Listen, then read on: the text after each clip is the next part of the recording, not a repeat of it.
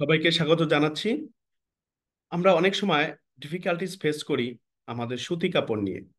সুতি কাপড়কে আসলে বাংলায় আমরা সুতি কাপড় বলি, বাট ইংলিশে আমরা এটাকে বলি কটন ফ্যাব্রিক। তার মানে হচ্ছে সুতি কাপড় মানে কটন ফ্যাব্রিক। অনেকের মধ্যে ধারণা যে সুতি কাপড় আর কটন ফ্যাব্রিক বা কটন এগুলো মনে হয় ডিফারেন্ট। আসলে তা না। সুতি যেটা আছে এটাই কটন। এখন আমরা যখন কাজ করি ফ্যাব্রিক নিয়ে বা কাপড় নিয়ে, অথবা যারা একেবারে সাধারণ মানুষ, তারা যখন কোনো একটা মার্কেটে যায় বা শপিং এ যায়, তখন তারা সুতি কাপড় চিনতে অসুবিধা হয় বা কটন ফ্যাব্রিক চিনতে অসুবিধা হয়। তো আশা করছি যে আজকের এই পুরো টিউটোরিয়াল বা পুরো এই লেসনটা শুনবার পর যে যাদের সুতি কাপড় চিনতে অসুবিধা হয় তাদের আর কোনো অসুবিধা হবে না। তো আমরা আসলে সুতি কাপড় এটা এরপর থেকে আমরা হয়তো বা কটন ফ্যাব্রিক বলবো। তো আমরা তার আগে মনে রাখবো যে সুতি কাপড় মানে কটন ফ্যাব্রিক।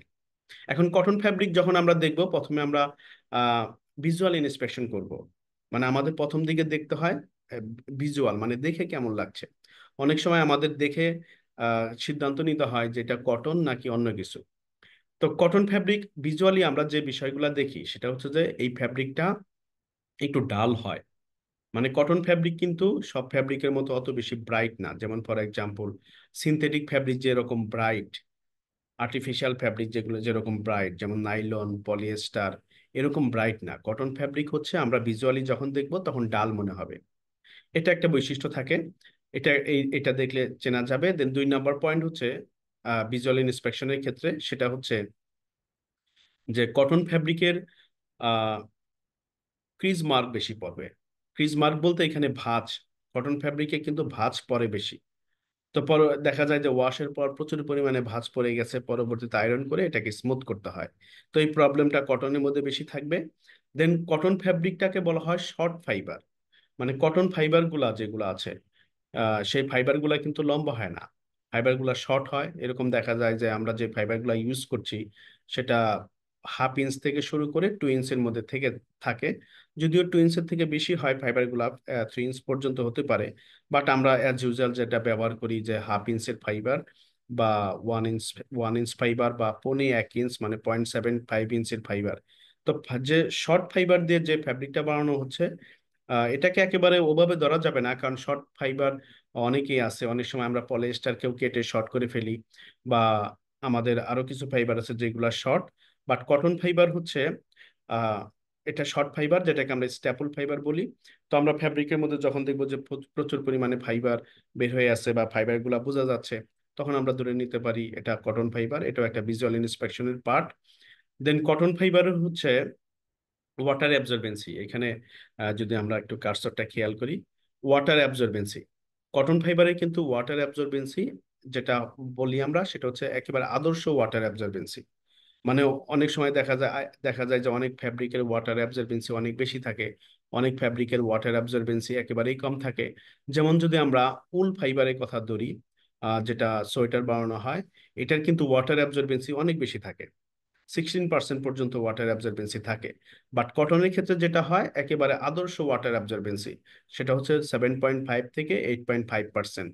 মূলত এই ওয়াটার অ্যাবজর্বেন্সির কারণেই কটন ফ্যাব্রিক অনেক বেশি কমফোর্টেবল।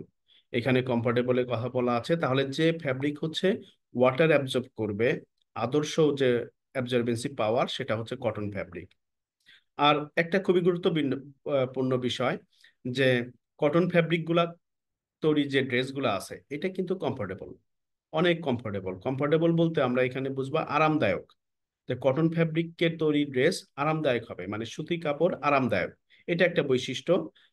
এখন এইগুলা যেগুলো আমরা দেখেছি, ভিজুয়াল ইন্সপেকশন বা কমফোর্টনেস যেটাই আমরা বলি না কেন, এগুলা কিন্তু ভিজুয়াল ইন্সপেকশন, মানে আমরা দেখে বুঝবো। বাট এই দেখে বোঝার ক্ষেত্রে কিছু ভুল হতে পারে আমাদের। যে হয়তো বা অনেক কারণ হচ্ছে যে অনেক আর্টিফিশিয়াল ফ্যাব্রিকও এমন ভাবে বানানো হচ্ছে যে এটা দেখতে প্রায় কটনের মতোই।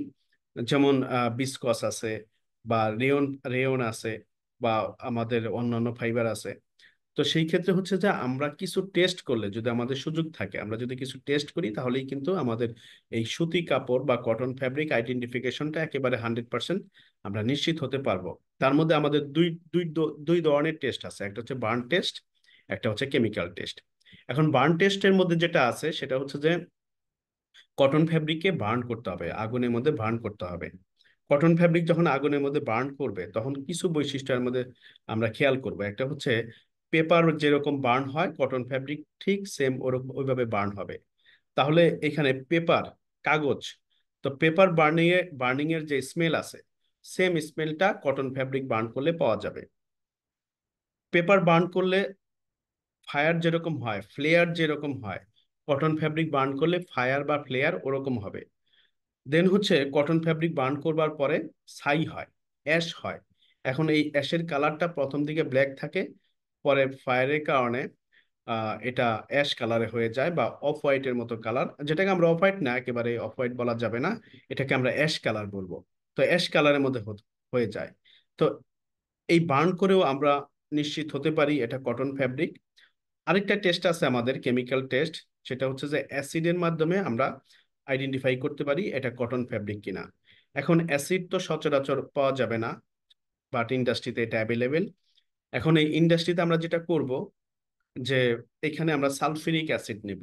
সালফিউরিক অ্যাসিড নেবার পর পরবর্তীতে এই সালফিউরিক অ্যাসিডের মধ্যে আমরা যদি কটন ফ্যাব্রিকটা বা কটন ফাইবার বা কটন সুতা, কটনের ইয়ান দিয়ে দিই, তাহলে যেটা হবে সেটা হচ্ছে যে গলে যাবে।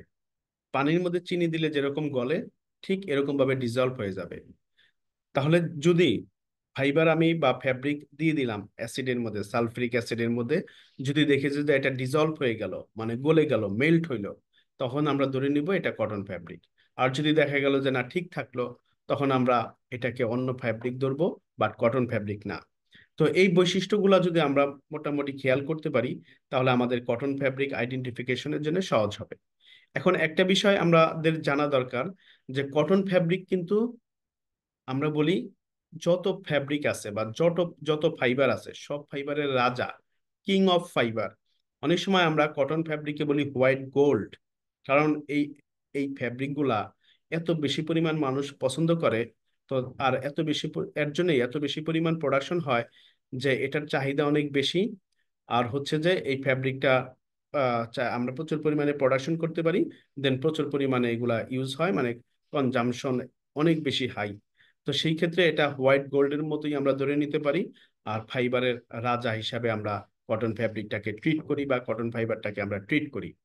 তো এই ছিল আজকের জন্য। আশা করছি যে যাদের কটন ফ্যাব্রিক বা সুতি কাপড় চিনতে কোনো অসুবিধা, তাদের আর কোনো অসুবিধা হবে না।